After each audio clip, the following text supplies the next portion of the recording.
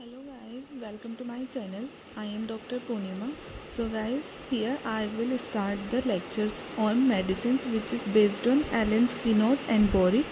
So the first medicine is in Allen's keynote is Abrotenum. So आज हम Abrotenum को detail में explain करेंगे और गाइज ये वीडियोस उन सभी स्टूडेंट्स के लिए जो यूजी कर रहे हैं और जो पीजी की प्रिपरेशन कर रहे हैं उन सभी स्टूडेंट्स के लिए हेल्पफुल रहेगी. So now we start with the medicine Abrotenum. Abrotanum first medicine है एलेंस कीनोट की. एलेंस कीनोट में सबसे स्टार्टिंग की जो फर्स्ट मेडिसिन है वो एब्रोटेनम ही है. तो एब्रोटेनम को हम यंगर ब्रदर ऑफ ट्यूबरकुलेनम भी बोलते हैं बिकॉज इसका जो वर्क होता है और जो इसके सिम्टम्स होते हैं जो ये प्रोड्यूस करती है या फिर जो ये क्योर करती है वो बिल्कुल ट्यूबरकुलेनम के जैसे ही होते हैं. तो इसको हम यंगर ब्रदर ऑफ ट्यूबरकुलेनम भी बोलते हैं. तो इसका जो नेम होता है वो होता है साउथर्न वुड और इसका जो पार्ट यूज़ होता है वो होता है इसकी लीव्स होती हैं और यंग शूट इसकी यूज़ होती हैं. जो इसका पार्ट यूज़ पूछा जाता है वो पीजी के एग्ज़ाम के लिए पूछा जाता है. पीजी के स्टूडेंट्स के लिए ये इम्पोर्टेंट रहेगा. यूजी में इसका इतना कुछ इम्पोर्टेंस नहीं है. तो पार्ट यूज़ जो इसका यूज़ होता है वो होता है लीव्स एंड यंग शूट. और एब्रोटेनम का जो नेम है वो लेडी ऑफ लव भी है और साउदर्न वुड भी है. और इसकी जो फैमिली है वो इसकी कंपोजिटी है. देन सोरा म्याज़न से ये लिया गया है. सोरा म्याज़न से रिलेट करती है ये मेडिसिन. इसका जो पेशेंट होता है वो बहुत ज़्यादा चिली होता है. देन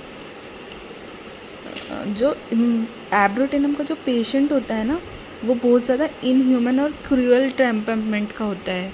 मीन्स वो बहुत ज़्यादा निर्दयी होता है. उसको किसी के लिए दया भावना जैसा नहीं होता. बहुत ज़्यादा चिड़चिड़ा होता है और ना मैरेस्मस भी रहता है. मीन्स वो पेशेंट बहुत ज़्यादा लीन थीन रहता है कि उसके अंदर कोई न्यूट्रिशन नहीं होता. तो वो बहुत ज़्यादा लीन थीन भी होता है. मैरास्मस की कंडीशन रहती है और इनह्यूमन नेचर का रहता है. तो स्टार्ट करते हैं मेडिसिन को. तो जो एब्रोटेनम का जो कॉन्स्टिट्यूशन होता है एब्रोटेनम के पेशेंट का वो मैरेस्मस ऑफ चिल्ड्रन. इसका जो बच्चा रहता है उसके अंदर मैरेस्मस देखा जाता है. सबसे ज़्यादा तो यही मेन इसका जो की पॉइंट है वो यही है कि marasmus of children with marked emaciation. Emaciation means बहुत ज़्यादा थिन पेशेंट रहता है, बहुत पतला रहता है. और स्पेशली ऑफ लेग्स में स्पेशली कि उसके लेग्स जो होते हैं वो बहुत ज़्यादा थिन होते हैं. तो the skin is flabby and hangs loose in folds. तो जो स्किन होती है वो बहुत ज़्यादा फ्लैबी होती है और Hanks loose in folds. Means जैसे अंडर आर्म्स की या फिर थाइज़ के पास की जो भी जितने भी फोल्ड्स होते हैं वहाँ की जो स्किन होती है वो बहुत ज़्यादा फ्लैबी होती है, हैंग करती है. फ्लैबी मीन्स बहुत ज़्यादा थुलथुले टाइप की होती है उनकी स्किन. कि थुलथुली मीन्स वैसे नहीं कि बहुत ज़्यादा फैट उनके ऊपर होता है, लीन थीन होते हैं, लेकिन लटकी हुई सी उनकी स्किन होती है बहुत, जैसे उसमें न्यूट्रिशन ना हो, बहुत ज़्यादा फ्लैबी होती है. फिर इसके मेंटल सिम्टम्स क्या होते हैं. चाइल्ड जो होता है वो इल नेचर्ड का रहता है, बहुत ज़्यादा इरिटेबल होता है.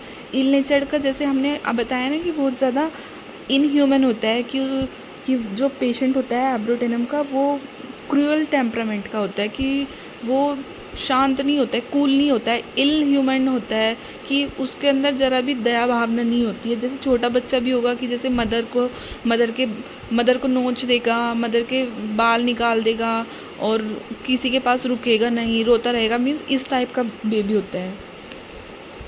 इरिटेबल होता है, क्रोस एंड डेस्पोंडेंट होता है, वॉयलेंट इनह्यूमन होता है. देखिए इनह्यूमन आ गया है.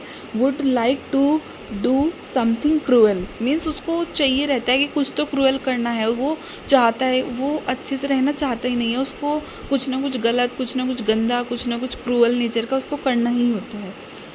इसके फिजिकल जनरल पे आते हैं. इसमें रेवेनियस हंगर होती है.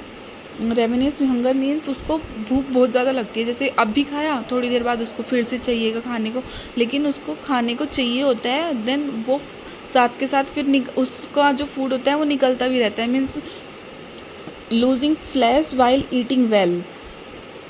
हंगर भी रहेगी उसको लेकिन वो जल्दी जल्दी जाता भी रहेगा फ्लैश के लिए. इस ये जो बेबी होता है ना एब्रोटेनम का, वो loss of hope and courage, उस पेशेंट के अंदर ज़रा भी होप नहीं होता है, ज़रा भी करेज नहीं होता है, वो loss of hope and courage होता है। और एक एब्रोटेनम का एक और पॉइंट हम आपको नोट कराना चाहते हैं, बुक में नहीं है लेकिन हम आपको अलग से बता रहे हैं, जो बोरिक में दिया हुआ है, oozing of blood and moisture from umbilicus. कुछ बच्चे होते हैं ना छोटे से जिसके अम्बलाइकस होती है, तो कुछ बच्चे होते हैं कि उनकी अम्बलाइकस जो होती है वो जल्दी से ड्राई नहीं होती है, उसमें मॉइस्चर बना रहता है। बहुत बार क्या होता है कि ब्लड भी आ जाता है। तो अगर आप किसी ऐसे पेशेंट को देखोगे, ऐसे बच्चे को देखोगे कि जिसकी जो अम्बलिकस है वो मॉइस्चर है बहुत ज़्यादा और ब्लीड भी कर देती है, और वो बच्चा जो है बहुत ज़्यादा लीन थिन है, मैरस्मस का है, तो ऐसे बच्चे को आप देख के एब्रोटेनम दे सकते हो। तो एब्रोटेनम का जो हेड होता है एब्रोटेनम के बेबी का, वो मैरस्मस तो होता ही है वो बेबी, लेकिन उसका हेड जो होता है बहुत वीक होता है, कांट होल्ड इट अप, वो अपने हेड को सीधा सीधा भी नहीं रख सकता है, उसका फेस गिरता रहता है, इतना ज़्यादा मैरस्मस उसके अंदर होता है। और फेस जो होता है, फेस ओल्ड पेल रिंकल्ड, जो एब्रोटेनम का जो फेस होता है बहुत ज़्यादा ऐसा लगता है, बहुत रिंकल्ड सा और ओल्ड सा पेल रहता है। Blue ring around the eyes, आँख के चारों तरफ जो होती है ब्लू रिंग बनी रहती है, ब्लू इज़ ब्लैक सी रिंग बनी होती है।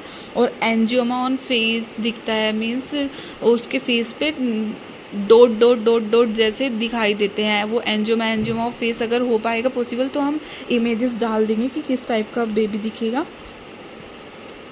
एंड देन इसका पेशेंट जो होता है उसके अंदर एपिस्टैक्सिस और हाइड्रोसील इन बॉयज़ भी मिलता है देखने को। हाइड्रोसील मीन्स जो स्कोर्टम में जो होगा वो कलेक्शन ऑफ वाटर हमें दिखाई देगा एब्रोटेनम के पेशेंट में।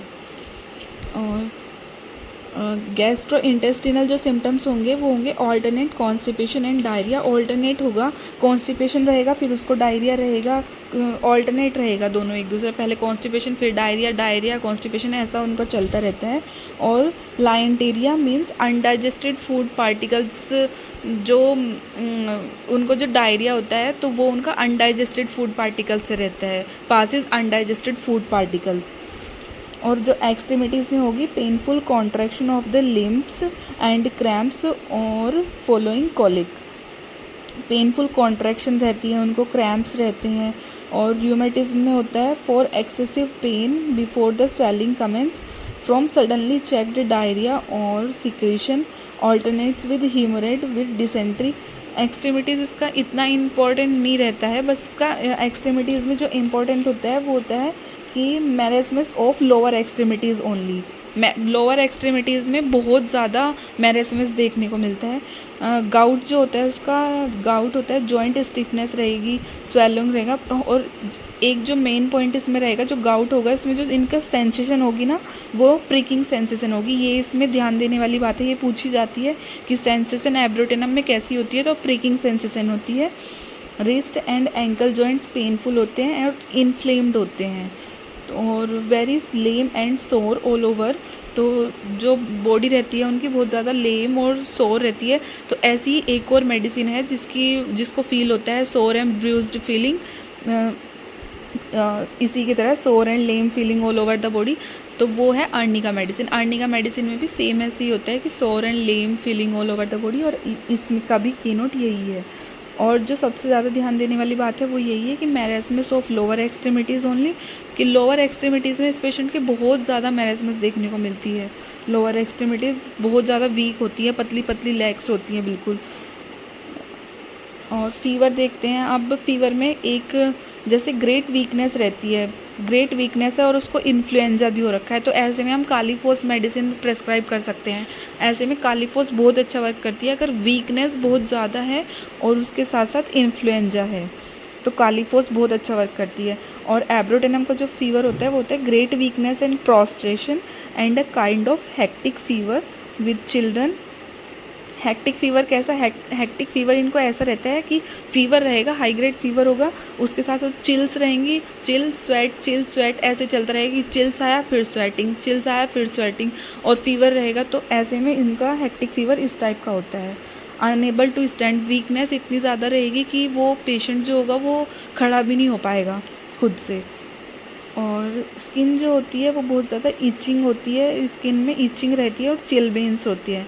चिलब्लेन्स क्या होते हैं, जैसे बेबी जो होता है वो बहुत ज़्यादा वीक होता है, इसका पेशेंट एब्रोटेनम का जो होता है बहुत ज़्यादा वीक होता है, तो उसके अंदर वैसे ही न्यूट्रिशन नहीं होता है, तो अगर वो कुछ भी करता है या फिर कहीं कोल्ड के एक्सपोजर में जाता है या वाटर में जाता है तो उसको कुछ ना कुछ दिक्कत तो होनी ही है, क्योंकि वो वीक ही इतना है। तो अगर कोल्ड के एक्सपोजर में जा रहा है तो उसको क्या होगा, चिलब्लेन्स आएंगे, मीन्स स्वेलिंग हो जाएगी उसको फिंगर्स में, या फिर हैंड डालेगा तो उसमें और रेडनेस आ जाएगी बहुत ज़्यादा। चिलब्लेन्स की हम आपको फ़ोटो जो है साथ में डाल देंगे।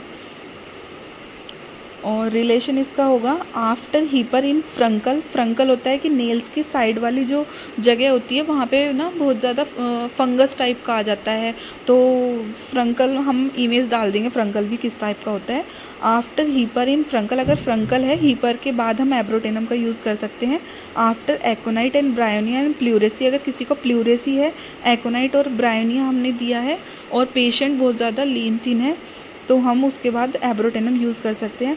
वहना pressing sensation remains in affected side impending respiration, तो इन कंडीशन के बाद हम हीपर सल्फ एकोनाइट ब्रायनिया के बाद हम एब्रोटेनम को यूज़ कर सकते हैं, बहुत अच्छा रिजल्ट देगी। लेकिन उसके लिए सबसे पहले जो देखना है वो हमें ये देखना है कि पेशेंट जो हो वो बहुत ज़्यादा लीन थिन हो, और लीन थिन ही नहीं, उसके अंदर मैरेस्मस हो, उस मतलब वो काफ़ी टाइम से ऐसा ही चलता आ रहा हो, उसके साथ यही कंडीशन चलती आ रही है कि अपना सर खुद से नहीं स्टैंड कर सकता है और खुद से खड़ा नहीं हो सकता है। अगर फीवर आ गए तो इतनी ज़्यादा वीकनेस आ जाती है उसके अंदर, और लोअर एक्सट्रीमिटीज़ बहुत ज़्यादा वीक हैं, और फेस जो है उसका बहुत ज़्यादा रिंकल्ड है, ओल्ड है, ब्लूइश रिंग है अराउंड द आइज़, रेवेनियस हंगर है, लूजिंग फ्लैश बार बार, और इनह्यूमन है, क्रूएल नेचर का है, और चिली पेशेंट है। ये सब चीज़ें देख के हम उसके बाद फिर एब्रोटेनम मेडिसिन को प्रेस्क्राइब कर सकते हैं, बहुत अच्छा रिजल्ट देती है। और इसमें जो एग्रेवेशन होता है एब्रोटेनम के पेशेंट को नाइट से और कोल्ड से, और जो इनको एम्बुलेशन मिलता है, मीन्स जो इनको आराम मिलता है वो मिलता है इनको मोशन से, अगर चलते हैं या घूमते फिरते हैं तो उससे इनको आराम मिलता है। सो थैंक यू गाइज़, अगर आपको वीडियो अच्छी लगी हो तो please like and share and subscribe. Thank you, bye bye.